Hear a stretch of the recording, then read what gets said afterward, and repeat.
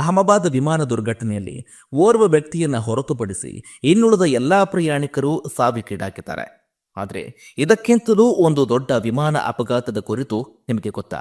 ಅದರಲ್ಲೂ ಈ ವಿಮಾನ ಅಪಘಾತವಾಗಿರುವುದು ಇಂಗ್ಲಿಷ್ ಪದ ಗೊತ್ತಾಗದೆ ಅಪಘಾತವಾಗಿತ್ತು.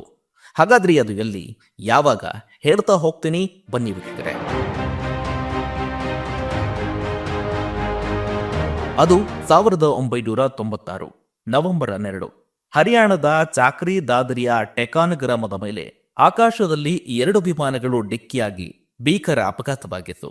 ಭಾರತದ ವಾಯುಯಾನ ಇತಿಹಾಸದಲ್ಲಿ ಅದು ಅತ್ಯಂತ ದುರಂತ ಘಟನೆಗಳಲ್ಲಿ ಒಂದಾಗಿದೆ.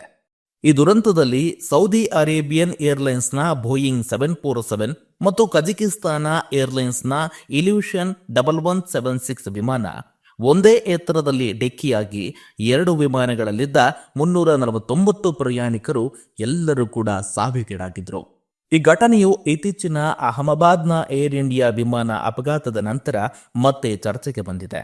ನಮ್ಮ ವಿಜಯವಾಹಿನಿ ನ್ಯೂಸ್ ಚಾನೆಲ್ನಲ್ಲಿ ಪ್ರಮೋಷನ್, ಜಾಹೀರಾತು, ಅಡ್ವರ್ಟೈಸ್ಮೆಂಟ್ ನೀಡಲು ಸಂಪರ್ಕಿಸಿ 9535808456.